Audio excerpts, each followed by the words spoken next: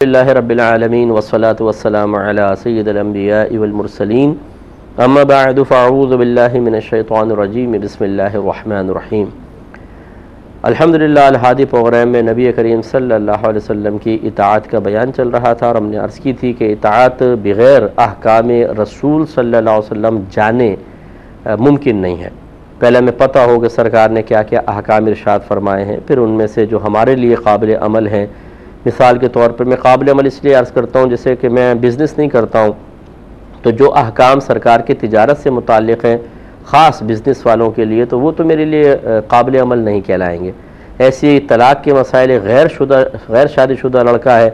تو اس کو فی الحال طلاق کے مسائل سیکھنے کی کوئی حاجت نہیں ہے۔ ہاں، جب اس کی شادی ہونے لگے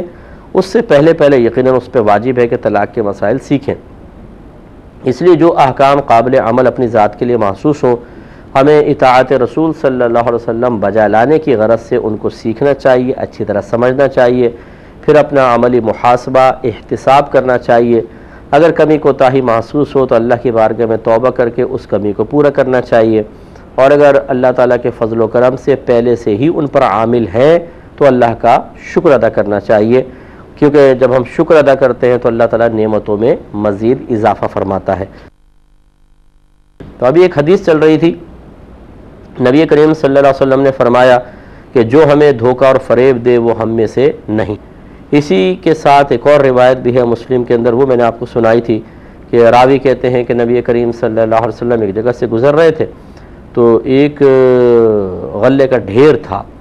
میرے آقا صلی اللہ علیہ وسلم نے اس ڈھیر میں اپنا دست مبارک ڈالا تو ہاتھ جب اندر گیا تو ہاتھ تر ہو گیا، یعنی اندر سے گیلا تھا اوپر سے سوکھا ہوا تھا۔ تو رحمت کونین صلی اللہ علیہ وسلم نے اس شخص سے پوچھا، غلے والے یہ کیا ہے؟ تو اس نے عرض کی کہ یا رسول اللہ صلی اللہ علیہ وسلم اس تک بارش پہنچ گئی ہے، یعنی وہ رات کو بارش ہوئی ہوگی، ٹپک گیا پانی، تو اس طرح ہے۔ تو رحمت کونین صلی اللہ علیہ وسلم نے فرمایا تو تم نے اس بھیگے ہوئے غلے کو اوپر کیوں نہیں کر دیا تاکہ لوگ اس کو دیکھ لیتے؟ پھر فرمایا جو دھوکہ دے وہ ہم میں سے نہیں۔ تو یہ مطلب یقیناً ایک مسلمان ہے، اس لیے وہ اللہ کے رسول کا رسول کہہ رہے ہیں، تو جان بوجھ کر انہوں نے معاذ اللہ کو دھوکہ دینے کی نیت تو نہیں کی ہے، لیکن اس میں ایک دھوکے کا پہلو ضرور تھا۔ اور یہ دیکھیں کہ نبی کریم صلی اللہ علیہ وسلم غلے کے پاس سے گزر رہے ہیں اور آپ کو پتہ ہے کہ اندر سے گیلا ہے، یعنی اللہ کے دیے ہوئے علم سے آپ نے جان لیا کہ گیلا ہے، تو ہاتھ ڈالا اس میں تو تر ہو گیا۔ اب چونکہ گیلا غلہ بھاری ہو جاتا ہے، سوکھ کے ہلکا ہو جاتا ہے، اگر وہ گیلے کو تولتا تو پانی کا وزن بھی شامل ہو جاتا، اور اس طرح سامنے والا مسلمان دھوکے، فریب اور نقصان کا شکار ہو جاتا۔ تو نبی کریم صلی اللہ علیہ وسلم نے اس کو ناپسند فرمایا کہ اس کو اوپر کیوں نہیں کر دیا۔ تو اس لیے اس پہ ذرا توجہ فرمائیں۔ میں نے ایک دفعہ پہلے بھی اس مسئلے کو ذکر کیا تھا لیکن کسی اور پروگرام میں، اور یہ بہت امپورٹنٹ ہے کہ غلے میں پانی مل گیا تو پانی بھی ایک قیمتی شے ہوتی ہے، غلہ بھی ہوتا ہے۔ اب اگر پانی چھپا کر بیچا تو اس میں ہے دھوکہ اور فریب، یہ ناجائز ہے۔ لیکن نبی کریم فرماتے ہیں اس غلے کو اوپر کیوں نہیں کر دیا، تری والے غلے کو اوپر کیوں نہیں کر دیا تاکہ لوگ دیکھ لیتے۔ اس کا مطلب یہ ہوا کہ اگر کسی چیز میں ملاوٹ ہے اور لوگ اس پر مطلع ہونے کے باوجود خریدتے ہیں تو پھر دکاندار کو بیچنے میں شرعاً کوئی حرج نہیں ہے۔ مثال کے طور پہ جیسے دودھ والے ہیں، اب دودھ والا یہ کہتا ہے کہ جی میں اس میں دودھ میں پانی ملاتا ہوں، 3 پاؤ دودھ ہوتا ہے، 1 پاؤ ہمارا پانی ہوتا ہے، یہ اس نے ظاہر کر دیا تو اب یہ دھوکہ دینے والا نہیں ہوگا، کیونکہ دھوکہ ہوتے ہی وہاں پہ کہ ہم دکھاتے کچھ ہیں اور اصل چیز کو چھپا لیتے ہیں تاکہ سامنے والا نقصان کا شکار ہو جائے۔ تو اس کو نبی کریم نے منع فرمایا۔ جب آپ نے سامنے ظاہر کر دیا یا بتا دیا، اب اگر وہ خریدتا ہے تو یہ اس کا قصور ہے، یعنی وہ اپنی مرضی سے چیز لیتا ہے۔ تو اکابرین نے فرمایا کہ اگر دودھ میں پانی ملاتے ہیں، پانی بھی ایک قیمت والی شے ہے، دودھ بھی ایک قیمت والی شے ہے، دونوں کو ملا دیں تو ان کی قیمت تو ہوگی، لیکن اصل میں چونکہ اس میں دھوکے کا عنصر ہے، اور دھوکہ اسی صورت میں ہوگا جب آپ سارے کو دودھ کہیں یا بغیر بتائے اس کو فروخت کر دیں۔ تو ویسے تو ہمارے ماحول میں اتنا معروف ہو چکا ہے کہ دودھ والے پانی ملاتے ہیں، تو وہ تو بتانے نہ بھی بتائیں تب بھی ان کو پتہ ہوگا، لیکن بہتر یہ ہوتا ہے کہ بتا دیا جائے کہ بھئی اس میں پانی ملا اور اتنے % پانی ہے، دودھ اتنا ہے، پانی اتنا ہے۔ تو بہرحال ایک تو یہ فقراء میں نے آپ کو بتایا یہ سارے ایسے ہوتے ہیں کہ دھوکہ دیتے ہیں. دوسرا پھر یہ مطلب دودھ وغیرہ کے اندر ملاوٹ ہو جاتی ہے، یہ بھی دھوکہ فریب ہے اور نہیں کرنا چاہیے. اسی طریقے سے بعض اوقات یہ نوکریوں کا جھانسا دیتے ہیں اور خاندان کے اندر بعض اوقات جھوٹ بولتے ہیں، دھوکہ فریب چل رہا ہوتا ہے، لڑوانے کے لیے بھی ہوتا ہے یہ ساسوں نندوں کے اندر، بہوؤں کے اندر. تو یہ سب کے لیے وعید ہے. اسی طریقے سے بعض لوگ شادی بیاہ میں دھوکہ دیتے ہیں، اور یہ تو اکثر ہی ہوتا ہے. معذرت کے ساتھ لڑکی ہے 32 سال کی، کہتے ہیں ابھی تو 16ویں سال میں لگی ہے. یہ چلے اگر وہ دیکھنے میں چھوٹی نظر آ رہی ہو نا تو پھر بھی ایک بات صحیح تو میں اس کو نہیں کہہ رہا ہوں، لیکن پھر بھی ایک بات سمجھ میں آتی ہے کہ چلو جی وہ بچی اتنے کی لگ رہی تھی، اب وہ لگ رہی ویسی وہ 30 سال کی بچی اور کہہ رہے ہیں ابھی تو 16ویں میں لگی ہے. یعنی ظاہر بھی آپ کے جھوٹ کا اور فریب کا ساتھ نہ دے رہا ہو تو کس قدر بری بات ہے. تو بہت سے لوگ ایسے ہوتے ہیں کہ لڑکوں کے لیے جھوٹ بولتے ہیں، بھئی ہمارا بچہ بڑا نیک ہے، کسی برائی میں نہیں ہے، بعد میں پتہ چلتا ہے چرسی ہے اور لڑکیوں کے پیچھے لگا ہوا ہے، غلط حرکات ہیں، جاب وغیرہ کبھی کرتا ہے کبھی چھوڑ دیتا ہے. لیکن یہ ماں باپ کہتے ہیں کہ اس بیٹے کی پہلے شادی کر دو، شادی کریں گے تو خود ہی سنبھل جائے گا. یعنی کسی کی بچی کی زندگی برباد کرنے کے لیے، اپنے بیٹے کے لیے کسی بچی کی زندگی برباد کر دی جائے، اس سے بڑا ظلم کیا ہوگا آپ یہ بتائیے. آپ اپنی بیٹی دیں گے کسی چرسی موالی کو؟ اگر آپ کو پہلے پتہ چل جائے چرسی بھی ہے، موالی بھی ہے، غیر عورتوں سے تعلقات ہیں اور غلط حرکتیں کرتا ہے، کبھی بھی نہیں دیں گے. لیکن دوسرے کی بیٹی کو تختہ مشق بنا لو کہ بھئی یہ تو آوارہ گردی کرتا ہے، سنبھلتا نہیں، اس کی شادی کر دو پھر سنبھل جائے گا. لا حول ولا قوت. اسی طریقے سے پھر لڑکی والے دھوکہ دیتے ہیں، بعض اوقات تو دکھاتے کوئی اور ہیں، شادی کسی اور سے کر دیتے ہیں. اس طرح کے کئی کیسز آئے ہیں. اور اگر ایک طرف سے تھوڑا سا کچھ ڈیمیج ہے چہرہ تو ادھر کے بٹھائیں گے کہ ادھر سے نظر آئے اور پھر شادی کر دیتے ہیں. وہ بعد میں پتہ چلتا ہے کہ جی یہ خرابیاں ہیں. اسی طرح بیماریاں ہوتی ہیں بچیوں کے اندر، وہ نہیں بتاتے ہیں. اچھا کہیں گے اس بہت ہی اچھا کھانا بناتی ہے یہ،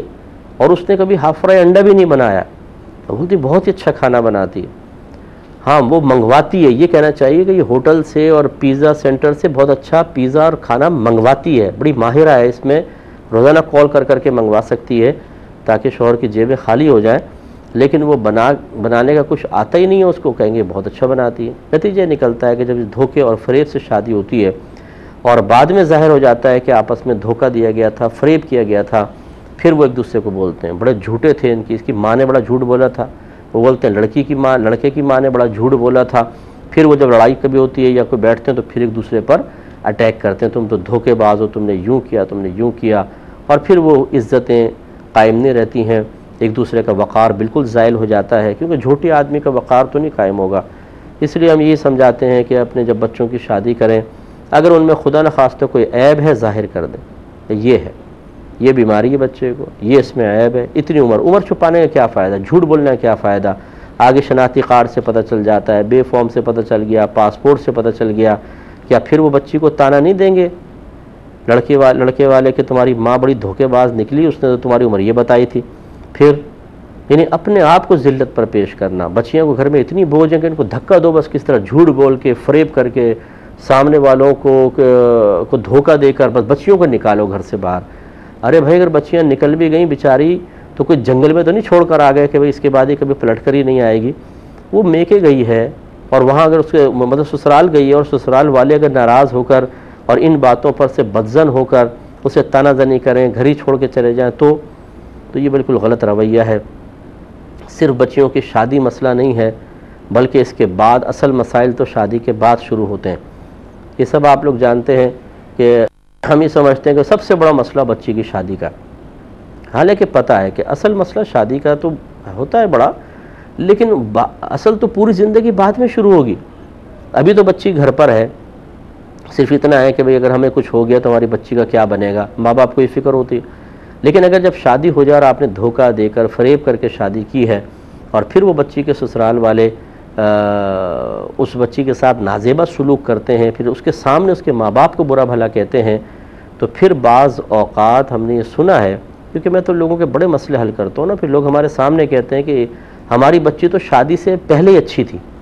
ہمارے پاس تھی، بہت اچھی تھی، اب وہاں پہ گئی ہے تو عجیب مصیبت. تو یہ مصیبت بعض اوقات ہم خود کھڑا کرتے ہیں. تو اس لیے کوئی بیماری ہو ظاہر کر دیں، اور عمر کے بارے میں کچھ نہ چھپائیں۔ اسی طریقے سے جتنا بچی کی آپ نے تربیت کی ہے، جو ہنر سکھائیں، اس میں مبالغہ آرائی نہ کریں، ورنہ تمام چیزیں دھوکے میں شامل ہوتی ہیں، اور جب دھوکہ ختم ہوتا ہے تو پھر کسی نہ کسی کا وقار ضرور زائل ہوتا ہے۔ تو یہ مختلف صورتیں ہم نے آپ کو، اسی طریقے سے میاں بیوی کو، بیوی بعض اوقات اپنے شوہر کو دھوکہ دے رہی ہوتی ہے، اس طریقے سے کہ امانت میں خیانت ہو رہی ہوتی ہے، کچھ بھی ہوتا ہے، اس سے بھی اجتناب کرنا چاہیے۔ وہ بھی اسی وعید میں داخل ہو جائیں گے کہ جو دھوکہ دے وہ ہم میں سے نہیں ہے۔ اگلی روایت کی طرف آتے ہیں۔ اس میں نبی کریم صلی اللہ علیہ وسلم نے اسی طرح کی ایک بات بیان فرمائی، لیکن خاص ایک گروہ کا یا خاص فرد کا ذکر کیا۔ ابو داؤد کی روایت ہے، حضرت ابو ہریرہ رضی اللہ تعالی عنہ اس کے راوی ہیں، کہتے ہیں کہ رسول اللہ صلی اللہ علیہ وسلم نے ارشاد فرمایا کہ جو شخص کسی کی بیوی یا اس کے غلام کو دھوکہ دے وہ ہم میں سے نہیں۔ یہاں خاص سرکار نے بیوی کا ذکر کیا، غلاموں کا تو اب خیر دور نہیں رہا، اس کو چھوڑ دیں۔ تو بعض لوگ ایسے ہوتے ہیں کہ خاندانوں کے اندر میں نے دیکھا ہے، سگے بھائی بہنوں کو دیکھا ہے، سگے بھائی بہنوں کو، کہ وہ جب آپس میں کوئی جھگڑا ہو جاتا ہے تو پھر بہن سے، اپنی سگی بہن ہے لیکن بہنوئی کو بدزن کر رہے ہوتے ہیں۔ اسی طرح بعض اوقات اپنی بہن کو بدگمانیاں دل میں ڈال ڈال کے بہنوئی کے خلاف کر دیتے ہیں، اور ان میں آپس میں جھگڑا لڑائی ہوتی ہے اور طلاقیں ہو جاتی ہیں بعض اوقات، یا مار پیٹ ہوئی، گالی گلوچ ہوئی، لڑکی اپنے میکے آگے، پھر یہ بڑے خوش ہوتے ہیں کہ اچھا ہوا ان میں سیپریشن ہو گئی۔ تو میرے آقا صلی اللہ علیہ وسلم فرماتے ہیں جو شخص کسی کی بیوی کو دھوکہ دے وہ ہم میں سے نہیں ہے۔ تو یہ حرام ہے اس طرح کی باتیں کرنا، بدگمانیاں ڈالنا تاکہ یہ میاں بیوی آپس میں ایک دوسرے سے لڑیں، یہ بہت ہی غلط حرکت ہے۔ اور ہماری گزارش تو یہ ہے، بہرحال آپ بھی سمجھدار ہیں، ہمارے تمام سننے والے، کہ میاں بیوی کو آپس میں ہمیشہ اچھی انڈرسٹینڈنگ بنا کر رکھنی چاہیے، ذہنی ہم آہنگی پیدا ہونی چاہیے، ایک دوسرے کو اچھی طرح سمجھنے کی کوشش کرنی چاہیے، اور اتنا اچھا سمجھیں کہ اگر کوئی بہکانے بھی لگے تو آپ کہیں گے نہیں میں اس کو اچھی طرح جانتا ہوں، ایسا ہو ہی نہیں سکتا۔ مثال کے طور پہ ایک شخص یہ جانتا ہے کہ میری بیوی کبھی میرے بارے میں بد کلامی نہیں کر سکتی ہے، میری غیبت نہیں کر سکتی ہے، پیار ہے، محبت ہے، اتحاد ہے، اتفاق ہے، یہ بیوی کا خیال کرتا ہے، بیوی بھی اظہار تشکر کے طور پہ اس کی خدمت کرتی ہے۔ اب کوئی شخص کو آ کر بتائے کہ فلاں مجلس میں تمہاری بیوی تو تمہاری برائی کر رہی تھی،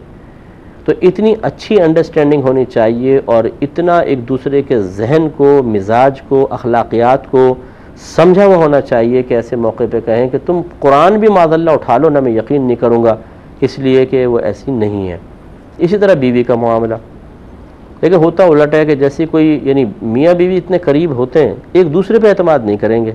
کوئی بھی تھرڈ پرسن آ کے کچھ بھی بولے گا بس بدگمانیاں پیدا ہونا شروع ہو جائیں گی اور وہ اپنا گھر خراب کر لیتے ہیں۔ تو بہرحال یہ تو اس میں تو میاں بیوی کا قصور ہے، لیکن جو اس طرح بدگمانیاں ڈالنے والے ہیں انہیں خدا کا خوف کرنا چاہیے۔ کتنے لوگ ہم نے ایسے دیکھے ہیں کہ جو کسی کی بچیوں کو بدزن کر کے طلاقیں دلوا دیتے ہیں، لیکن پھر اللہ تعالیٰ مکافات عمل ہوتا ہے نا، تو پھر اللہ تعالیٰ ان کی بچیوں کو طلاق دلوا دیتا ہے، ان کے داماد پھر آ کر ان کی بیٹیوں پر ظلم و ستم کرتے ہیں، پھر احساس ہوتا ہے کہ کسی کی بچی کا ہم نے گھر برباد کیا، یہ بہت ہی غلط کیا۔ تو میری ایسی بہنیں اگر کوئی سن رہی ہوں تو ناراض نہ ہو، مجھے پتہ ہے وہ تو سنیں گی بھی نہیں، اور کوئی ایسی ہوگی تو فوراً ٹی وی بند کر دیں گی کہ اس مولوی کا منہ بند کرو، کیونکہ ہمیں سچ سننا بہت برا لگتا ہے، تکلیف ہوتی ہے، اور بعض اوقات جو ہمارے قریبی ہمیں جانتے ہیں جب اس قسم کا کوئی بیان چل رہا ہو تو وہ جب ہماری طرف دیکھتے ہیں کہ یہ تو تمہارا ہی ذکر خیر آ گیا ہے تو وہ اور برا لگتا ہے، تو بولتے ہیں بند کر دو۔ تو اس طریقے سے اگر آپ ہماری آواز بند بھی کر دیں گے، پروگرام بند کر دیں، چینل بدل لیں، حقیقت تو نہیں بدل سکتی، یہ غلط ہے سو غلط رہے گا۔ ایسے کوئی بھی بھائی بہن ہوں جنہوں نے شوہر کے دل میں بدگمانی ڈال کر بیوی کو جدا کیا، بیوی کے دل میں بدگمانی ڈال کر شوہر کو دور کر دیا، تو پھر اچھی طریقے سے یاد رکھیں کہ وہ بروز قیامت ایک سخت گرفت کے لیے تیار رہیں، جس میں بہت شدید اللہ کی ناراضگی ہوگی، کیونکہ میرے آقا صلی اللہ علیہ وسلم نے ارشاد فرمایا کہ شیطان ہر عصر میں سمندر کے پاس پہنچتا ہے اور ایک تخت بچھاتا ہے سمندر کے اوپر عصر کی نماز کے بعد، اور اس پہ براجمان ہو جاتا ہے، اور اس کے چیلے نے جو سارے دن میں کام کیے ہوتے ہیں وہ آ کے بتاتے ہیں۔ کوئی کہتے ہیں میں نے دھوکہ دلوا دیا، کوئی کہتے ہیں میں نے تجارت میں جھوٹ بلوا دیا، فلاں فلاں، یہ کہتا ہے ٹھیک ہے ٹھیک ہے ٹھیک ہے، لیکن پھر جب ایک شخص آ کر یہ ایک یعنی شیطان آ کے بتاتا ہے کہ میں نے 2 میاں بیوی میں جدائی کروا دی، تو نبی کریم صلی اللہ علیہ وسلم فرماتے ہیں کہ ابلیس جو ہے وہ اچھل کے کھڑا ہو جاتا ہے اور اس کو سینے سے لگا لیتا ہے اور کہتا ہے تو نے کام کیا، تو نے کام کیا۔ اس کا مطلب یہ ہوا کہ میاں بیوی کی جدائی یہ شیطان کو بہت ہی زیادہ محبوب ہے، اور وجہ آپ کو سمجھ میں آئی جائے گی، اور ماشاءاللہ آپ سمجھدار ہیں، سمجھتے ہی ہوں گے کہ جب میاں بیوی جدا ہوتے ہیں تو میاں بیوی نہیں ہو رہے بلکہ پورے 2 خاندان جدا ہو رہے ہیں۔ پھر اس کے سائیڈ ایفیکٹس بچوں پر ہوتے ہیں، وہ بچے جب یہ دیکھتے ہیں کہ ماں باپ اب جدا ہو گئے، مل نہیں رہے، تو ان کو تکلیف ہوتی ہے، ان کی جو تعمیری نشو و نما وہ نہیں ہو پاتی، تکلیف ہوتی ہے، پریشانی ہوتی ہے۔ پھر اگر مرد دوسری شادی کر لے یا عورت دوسری شادی کر لے، پھر ایک نئے جیون ساتھی کے ساتھ پھر دوبارہ نئی لائف سٹارٹ کرنا، میں نے دیکھا ہے کہ 98% شادیاں جو ہیں وہ پھر کمپرومائز پہ چل رہی ہوتی ہیں کہ کیا کریں، اب پہلے تو بہت اچھا تھا لیکن اب ہم نے اپنے پاؤں پہ خود کلہاڑی ماری، تو اب تو جی گزارا کرنا ہی پڑے گا۔ پھر وہ گزارا کرنا پڑتا ہے اور اپنی لائف تو ختم ہو جاتی ہے۔ ایک مختصر سی زندگی ملی تھی، ہم نے دوسروں کی باتیں قبول کر کے بدگمانی میں مبتلا ہو کر اپنے گھر کو، اپنے چمن کو آگ لگائی، اب پڑے ہوئے پریشان ہو کر۔ تو ایسا نہیں ہونا چاہیے، انڈرسٹینڈنگ ہماری اچھی ہونی چاہیے، پھر کوئی دھوکہ دے اس کے دھوکے کو بالکل نہ سنیں، آپس میں ایک دوسرے سے رابطہ رکھنا چاہیے۔ اس پہ مزید کلام کریں گے نیکسٹ پروگرام میں۔ وآخر دعوانا ان الحمد للہ رب العالمین۔